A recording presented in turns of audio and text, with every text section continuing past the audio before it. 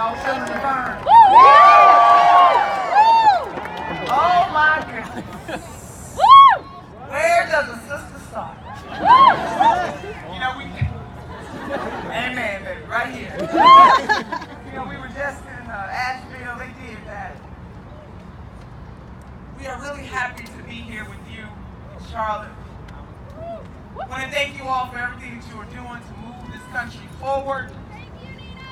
Thank you, baby. You know, when 1,000 or so of your closest friends get together on a Friday, it's a beautiful thing. And we are here for a purpose. And our purpose is to cement our support for a man who doesn't just wait for the polls to tell him what to stand up for. For a man who we have the receipts for 10 years, 40 years ago, who has been, in the words of Dr. Cornel West, a long-distance runner for justice. And that's what we need. Many of you know some of the senator's story. And I talk to the senator often, and we understand his mission, but for people to really understand the man. He is the son of an immigrant. His father came to this country at the age of 17 years old from Poland.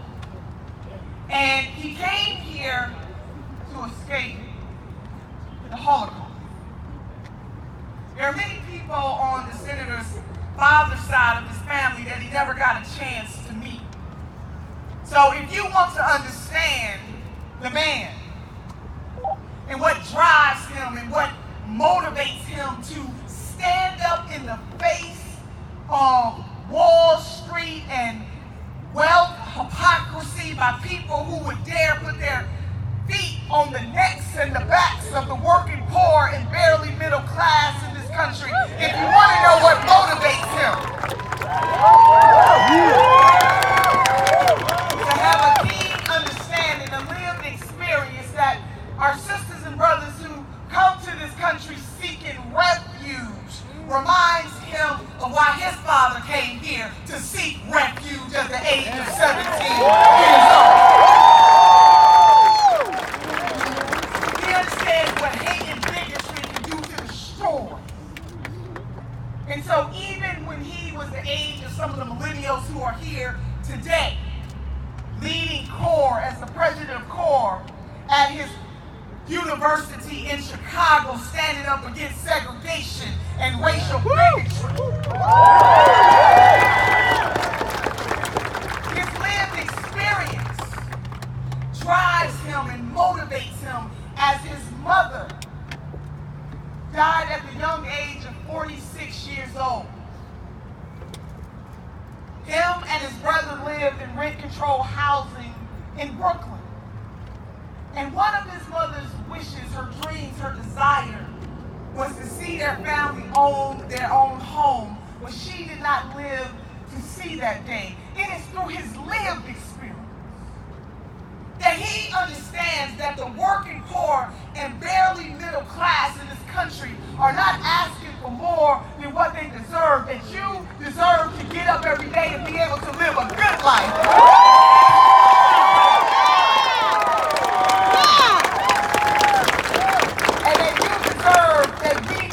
In our lifetime to have Medicare for all. Amen.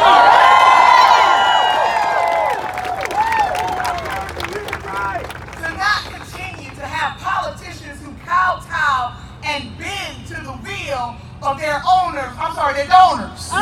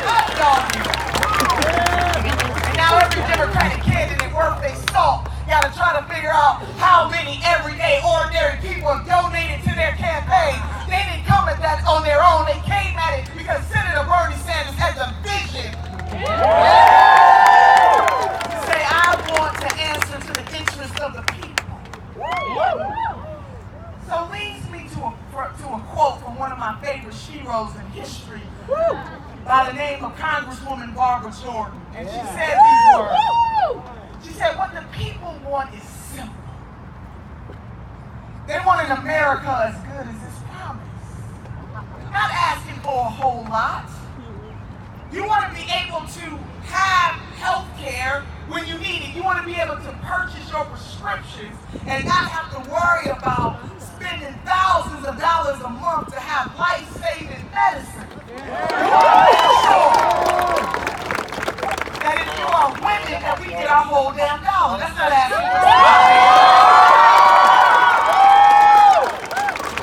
We want to make sure that the term working poor is put to bed, because in the United States of America, no one should have to work more than 40 hours a week, 2 and 3 jobs, and still be considered poor.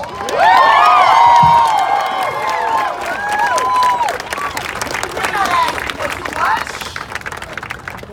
If you are an immigrant trying to come into this country, you want to make sure and know that you will get a fair shake. It is not too much to ask, because but by the grace of God, there go any one of us here.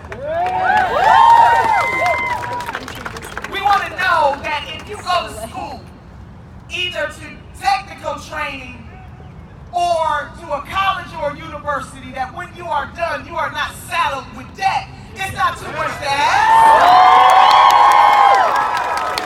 We want to know that the same chutzpah that the political class gave to bailing out Wall Street, that they'll show a little love on Main Street.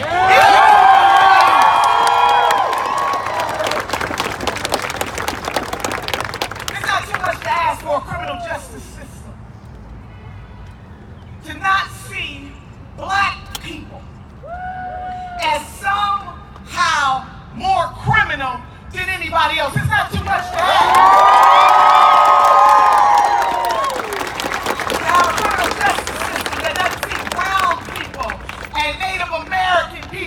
And poor people somehow more criminal than anybody else. It's not too much to ask. So what the people want is simple. They want an America as good as its promise.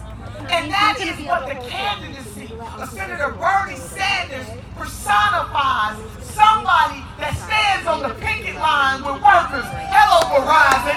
Hello, Marriott.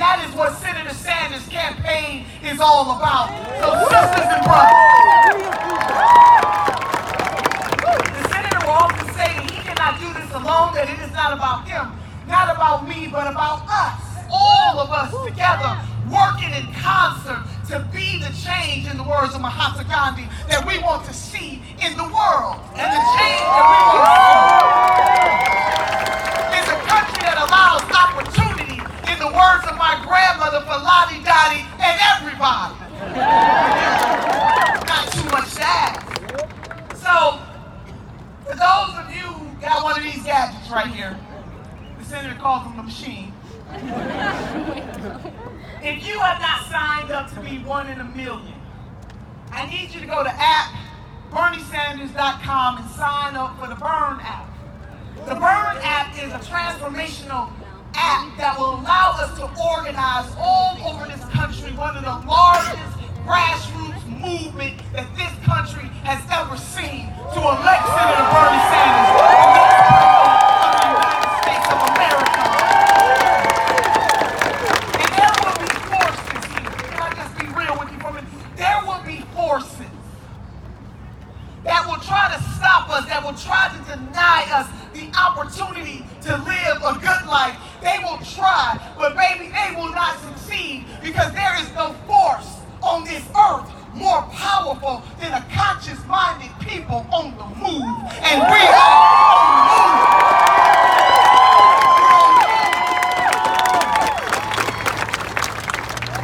Since the wrapping this thing up, I'm feeling all kinds of ways right now. President Nelson Mandela once said these words, and sisters and brothers, if you can, just for a moment, I want you to wrap your mind around these words. He said, it always seems impossible until it is done. See, people don't tell us what we can't have or what we cannot do. They need to get the hell out of the way and let those of us who are willing to do it get it done.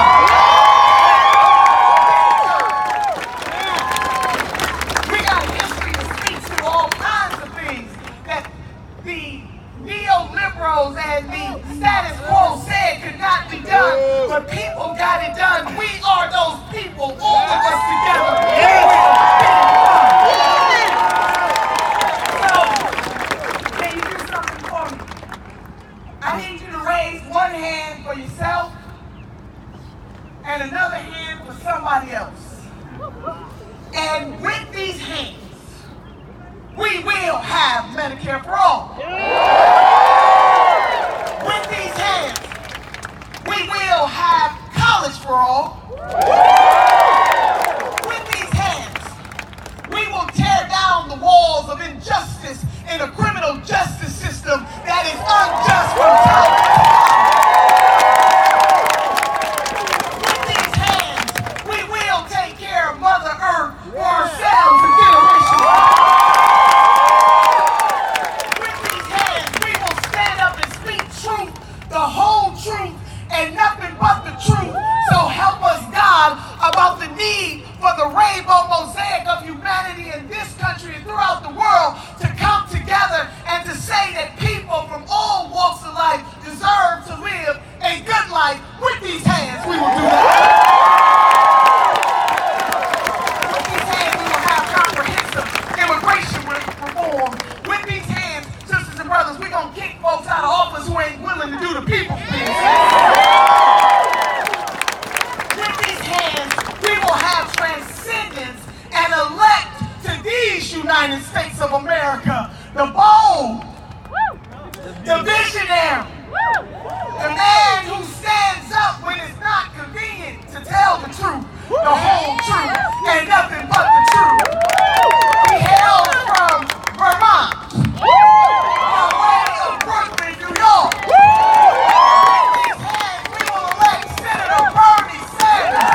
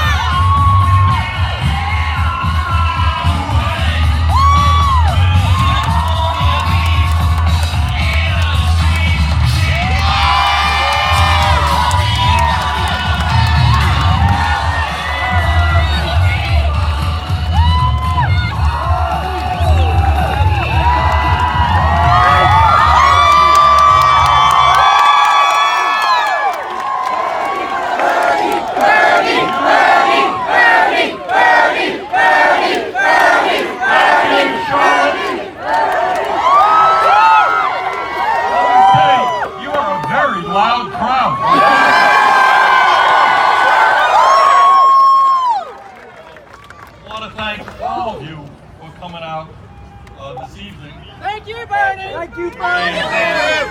Welcome to Charlotte. I want to thank Justin Fetter and friends for their music. I want to thank Kurt Akve for his remarks. I want to thank thank Ava Shervani for her remarks, Ailani Junta for her remarks. I want a special thanks for my fellow political revolutionary, Nina Turner. Nina has been running all over this country, doing the most important work that anyone can do. And that work is to get young people, working people, people of color, working class people from one end of this country to the other to start standing up for their rights.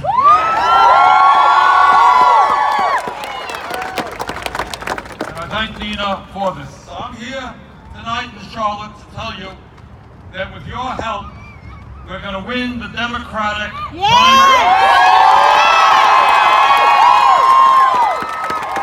With your help, we're going to defeat Donald Trump, the most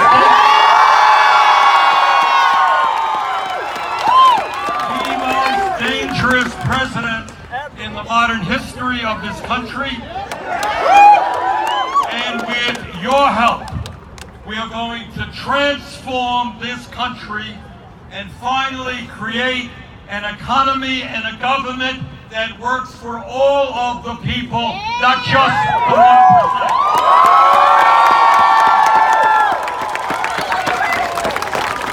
And today, I want to welcome you all to a campaign which says with confidence, with optimism, and with love that the underlying principles of our campaign and our government will not be greed, will not be kleptocracy, will not be hatred, and will not be lies.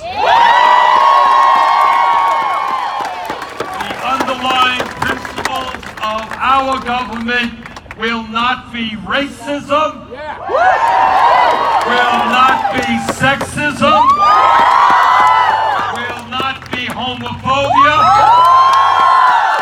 will not be religious bigotry, and all of the other mean-spirited beliefs of the Trump administration. Brothers and sisters, the principles of our government will be based on justice. And that means economic justice, it means social justice, it means racial justice, and it means environmental justice. And when we are on the subject of justice, let me say a few words about some very recent and disturbing developments that are taking place in our country as we speak. Right now, all across this nation, there is a well-funded attack coordinated by right-wing extremists to deny women the right to control their own bodies and their own bodies. Just this week, as you know, Alabama passed the most restrictive law in the country, outlawing all abortions, even if a woman was raped or if a 13-year-old girl was the victim of incest. The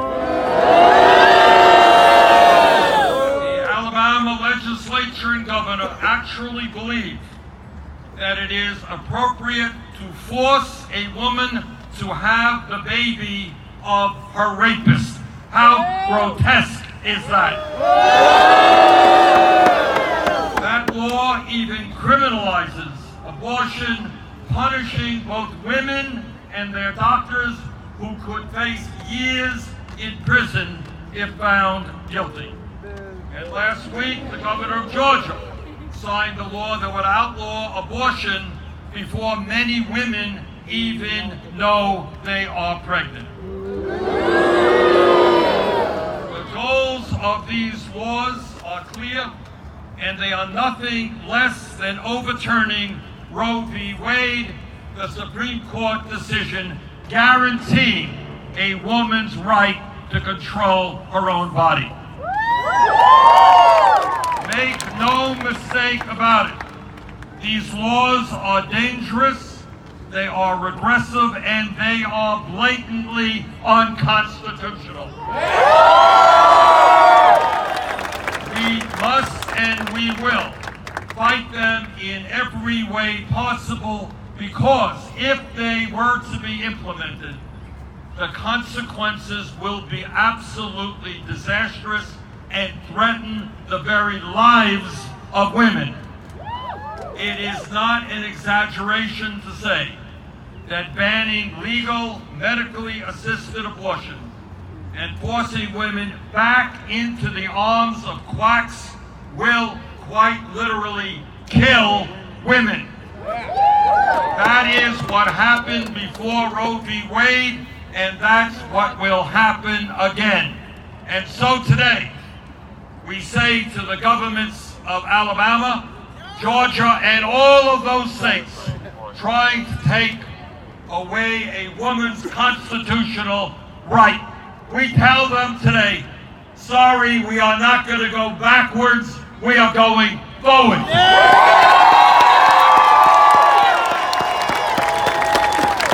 Let me also be clear in saying that the Republicans who support these types of legislation are extraordinary hypocrites. You know, I'm a senator and I'm down on the floor of the Senate quite often, and I hear these Republicans saying, we hate big government. You ever hear that?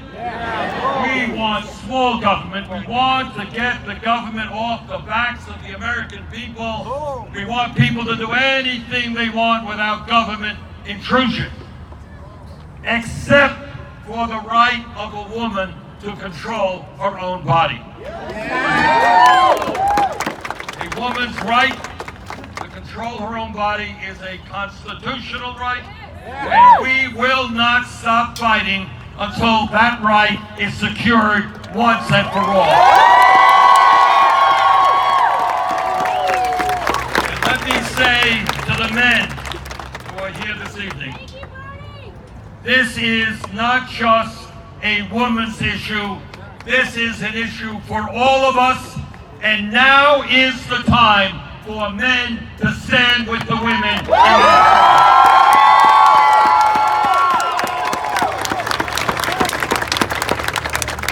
And when we talk about dangerous situations that we face, it's not just the attacks on Roe v. Wade that we are seeing. We have to be very concerned about the growing discussions in the Trump administration about the possibility, the insane possibility, of a U.S. attack on Iran and the start of another. I mean, I don't know how many wars these people want. But I will tell you this. I'm going to do everything that I can to make sure that this country does not get into another war in Iran. Someone who did as much as I could, was in the House then, to stop the war in Iraq, which is, in my view, the worst foreign policy blunder in the modern history of our country. Let me tell you that a war with Iran would be even worse. You're talking about a region of the world that is already destabilized, and a war with Iran would lead, in my view, to an endless war, year after year, decade after decade. As former General Anthony Zinni stated about the possibility of a war with Iran, he said, quote, "If you like the wars in Iraq and Afghanistan, you'll love Iran." Well, I don't like the wars in Iraq and Afghanistan. And the reason that we have got to be concerned about the possibility of a war in Iran is that President Trump has installed as his national security advisor John Bolton. I gather you know John Bolton. And Bolton, as some of you you may know, was one of the architects, along with Dick Cheney and others, of the war in Iraq, which was based on a series of lies. And Bolton remains actually one of the few people in the world who believes that the war in Iraq was a good idea. Now, recently, in the House and the Senate, and I helped lead the effort in the Senate, for the first time in 45 years, we successfully utilized the War Powers Act to end a war that the United States should not be in, which is participating in the Saudi-led intervention in Yemen. It doesn't get a lot of attention. But I want to tell you, what's going on in Yemen is the worst humanitarian disaster on this planet today. Hundreds of thousands of people will be dead by the end of this year if that war is not stopped, and millions of people face starvation. What we did is got a bipartisan coalition to help stop our involvement in Yemen, and we are going to do the same thing for Iran. And we are going to explain to the President of the United States what he does not know. And that is, the Constitution is very clear. It is Congress that declares war, not the President of the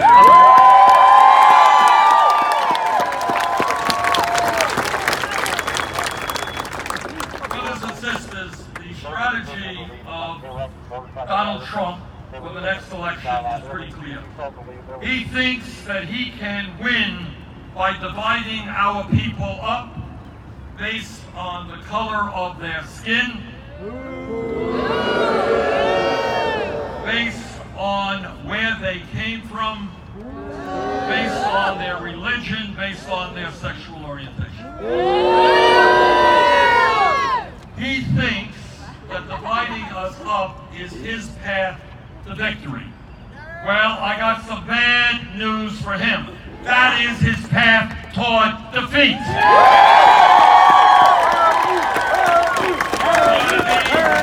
In North Carolina, and it's going to be defeat all over this country.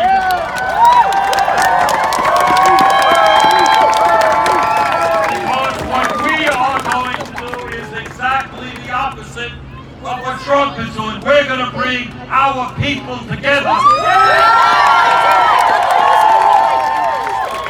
Black and white, and Latino and Asian American and Native American, men and women, gay and straight, native born and immigrant. That is our path toward victory.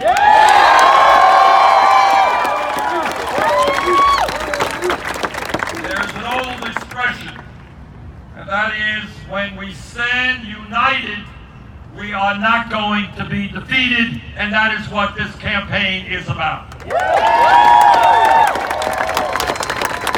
When we talk about justice, we talk about things that very few candidates talk about. We talk about ending the march toward oligarchy in America. We will not accept a situation in which three families in America, own more wealth than the bottom half of the American people.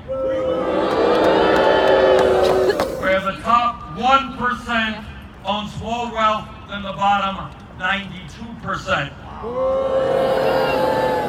Where at a time when we have veterans sleeping out on the street, 49% of all new income is going to the top 1%.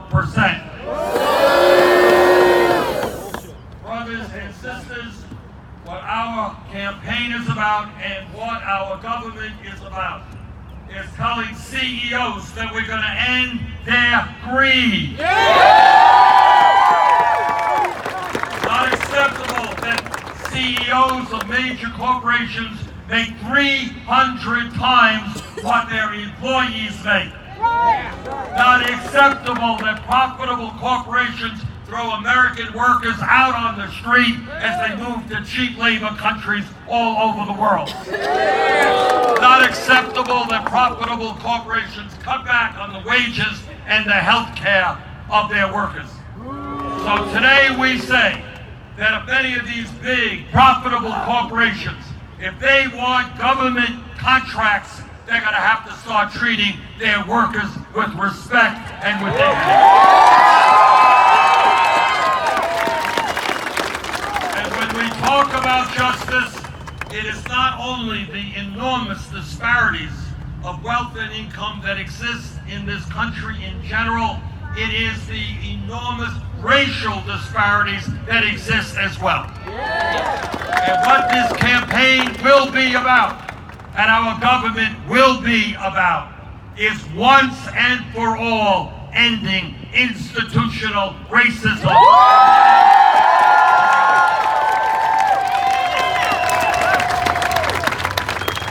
I want to say a word to the younger generation, and that is that despite an explosion of technology, despite a huge increase in worker productivity, your generation, if we do not change it, will for the first time in modern America have a lower standard of living than your parents. Now, we all love our parents, but we don't want to have a lower standard of living than our parents. We don't want more debt. We don't want lower wages. We don't want not to be able to buy our own home. Now, I've got 4 kids and I've got 7 grandchildren, and downward mobility is not something that I will tolerate.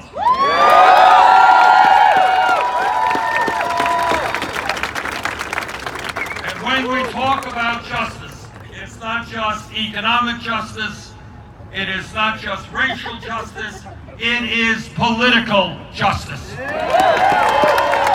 that means that together we are going to end a corrupt, and I use that word advisedly, a corrupt political system which allows billionaires to spend hundreds of millions of dollars to buy elections. And together we are going to overturn that disastrous Supreme Court decision called Citizens United. But it is not just Citizens United. You got cowardly Republican governors all over this country who are doing everything they can to keep poor people and people of color and young people from voting. They are suppressing the vote. You know, it is hard for me to believe, it really is, that you have people who are so cowardly and so afraid of free and fair elections that they go out of their way to make it hard for people who will vote against them to participate in our political process.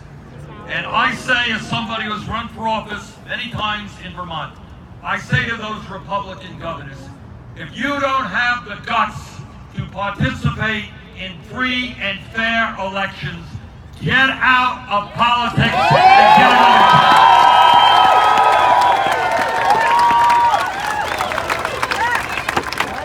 What we believe is that we should make it easier for people to vote, not harder. What we believe is that we want to end a situation in which we have in this country one of the lowest voter turnout rates. We want to see one of the highest voter turnout rates. Now, I want to mention to you that over the last 4 years, in many ways, we have made a lot of progress.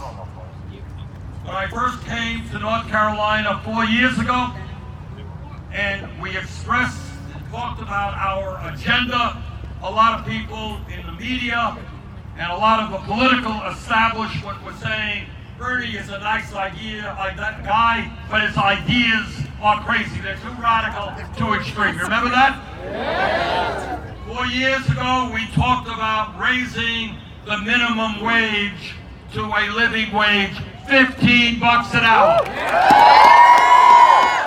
4 years ago, I was told, can't happen. You can't double the federal minimum wage. You can't double the starvation minimum wage in North Carolina right now. That's what we were told. You know what's happened over the last couple of years? 7 states have moved toward a $15 an hour minimum wage. And the House of Representatives will, in the next few months, vote to raise the federal minimum wage to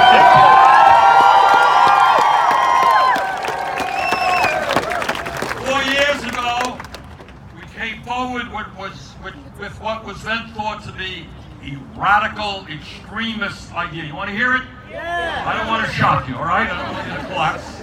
You're standing up. Here is the radical extremist idea that the establishment said nobody in America would accept. And that is that health care is a human right, not a privilege.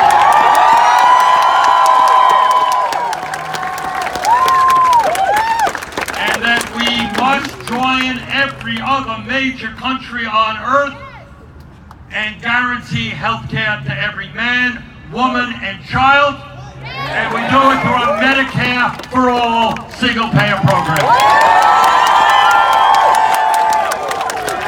4 years ago, I was told, Bernie, nobody supports that. That's un-American. Terrible idea.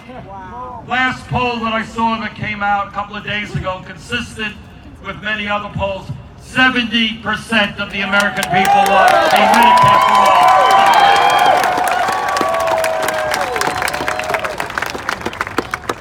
4 years ago, we said that the criminal justice system in this country is racist and is broken. And we said that one of the reforms that we need is to legalize marijuana.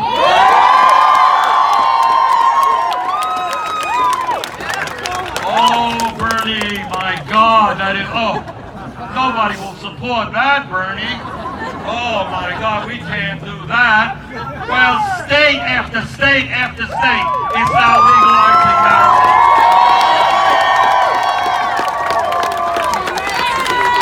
And a number of communities are doing exactly the right thing by expunging the record of those who are arrested for possession of marijuana.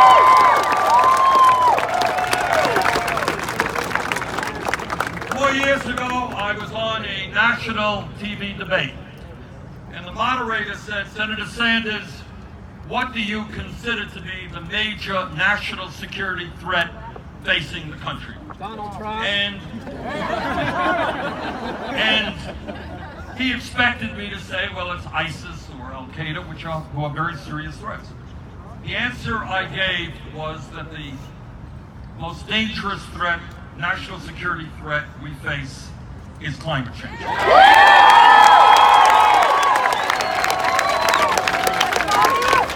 And the moderator actually laughed. Well, they are not laughing today. And more and more Americans understand that we have a short window of opportunity to go forward aggressively and boldly to transform our energy system away from fossil fuel to energy efficiency and sustainable energy.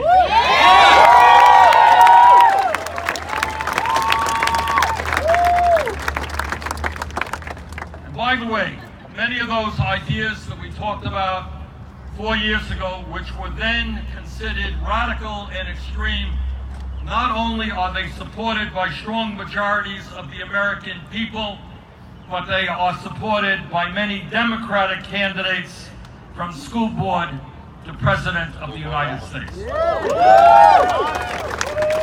my point there is that when you have the courage to bring forth ideas that are right, when you have the courage to stand up to the billionaire class and the establishment, and when you have the courage to tell the truth to the American people, they will respond.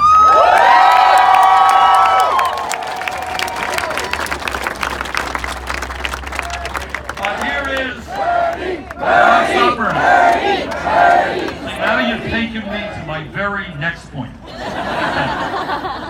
it is not Bernie. It is not me, it is us. Now, I know that some of you may think, well, that is a catchy slogan. I wonder who invented that. It's good rhetoric. But it is much more than that, because it is everything that this campaign is about. So let me stand here and tell you what I believe no other candidate running for president will tell you. And that is, no matter how honest and decent and well-intentioned a president of the United States may be, he or she cannot do it alone. And I will tell you why. And this is something you don't see on TV. And you're not going to hear it on the radio, and you'll not see it much in the papers. And that is, when you look at the power structure of America, you are looking at a small number of individuals and institutions that have incredible power over the economic and political life of this country. You understand what I mean by that? In other words, when you talk about Wall Street, you're talking about 6 financial institutions that control the flow of trillions of dollars. When you talk about the insurance companies and the drug companies, you're talking about entities that have unlimited amounts of money to flood the airwaves with lying 30-second ads, and that is exactly what they will do in opposing Medicare for all.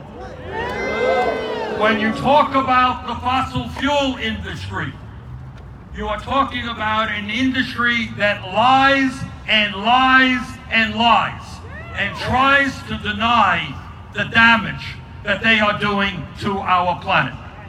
When you talk about the military-industrial complex, you are talking about corporate entities that make billions a year in profit through cost overruns, and we have seen in the Pentagon the only agency of government not to successfully do an independent audit.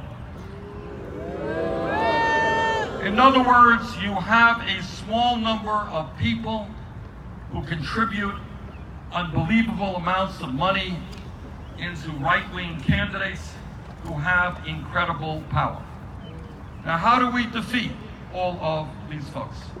The only way that I know, and what history has shown us, the only way that real change ever comes about is not from some smart president. It is from millions of people standing up and fighting for justice. That's the only way.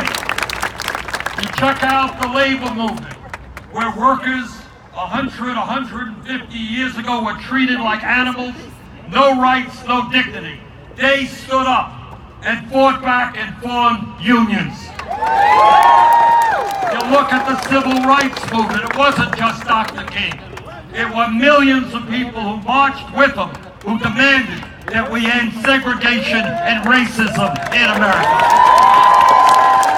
You look at the women's movement, women who died in the struggle for women's rights, who said that in America, women will not be treated as second-class citizens.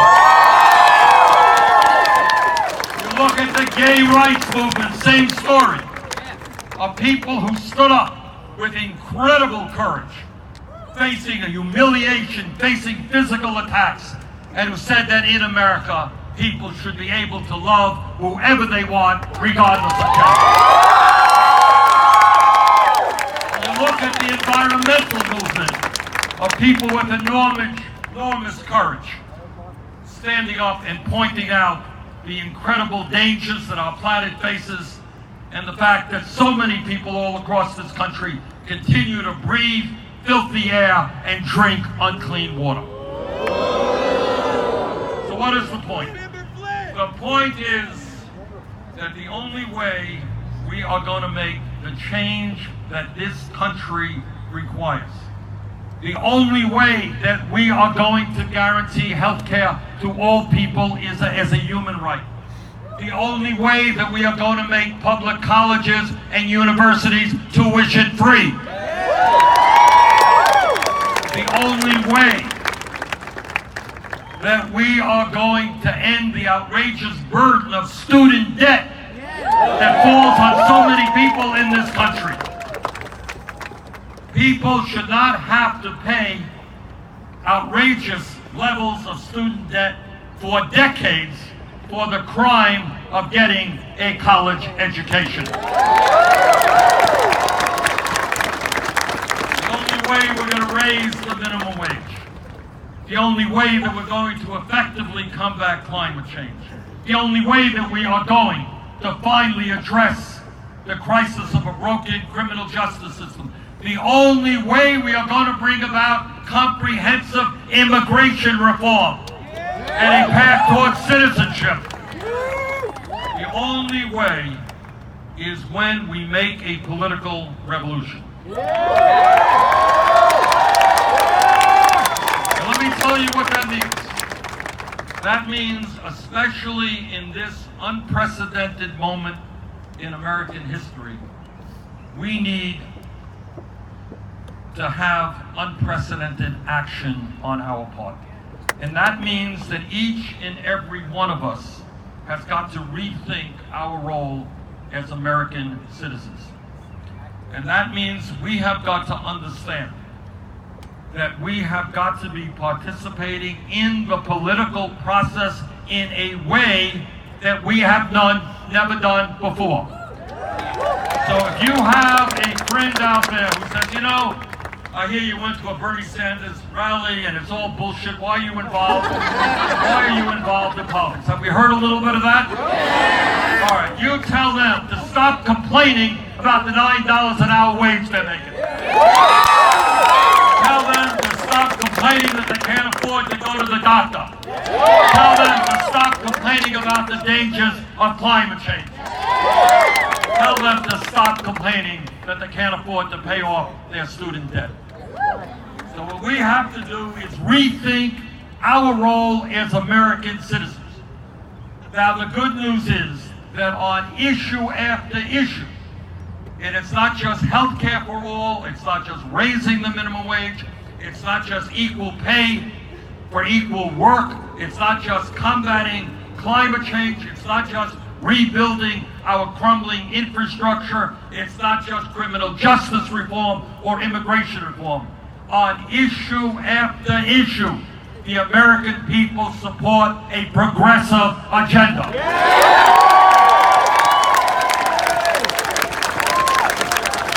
But that agenda doesn't mean anything unless we are able to implement that agenda.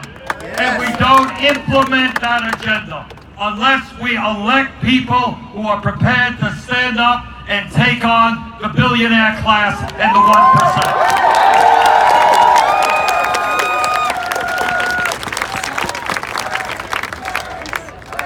So, what I am saying to you is the establishment and the media, politicians want you to believe that you're powerless. That's what they want you to believe. You can't do anything. Who the hell are you? Are you a billionaire? You can't do anything. You're a CEO of a large company. You're going to make a $100 million donation? You're nothing. You can't do anything. Our job right now is to tell those people that change is coming. Tell those people that the American working class is sick and tired of being stepped on, sick and tired of being treated like dirt, sick and tired of working longer hours for lower wages, sick and tired of not being able to afford health care, sick and tired of not being able to send their kids to college.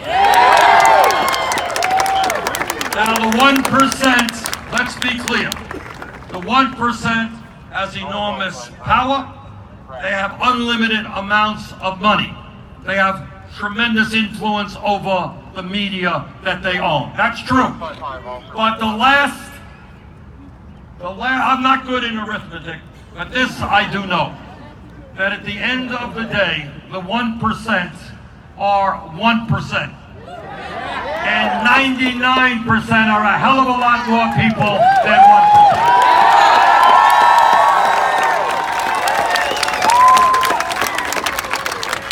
Brothers and sisters, our job is simple. When we stand together, we win.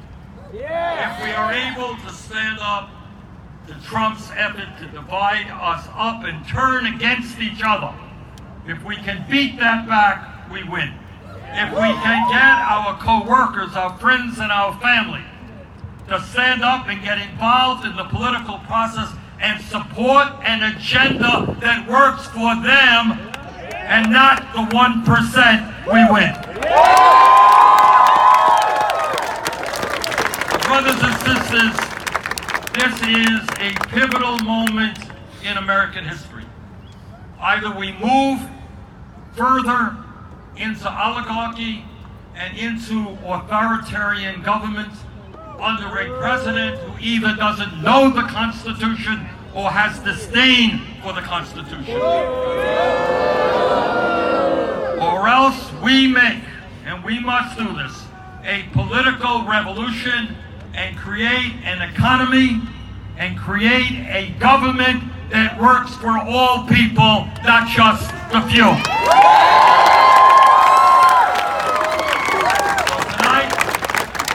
Tonight I'm here to ask your help in helping us win here in North Carolina. I'm asking your help to join over 1 million Americans who have already signed up to volunteer on this campaign. I'm asking your help, not just to win this election, but to transform this country and make America the great nation that we know we can become. Thank you all very much.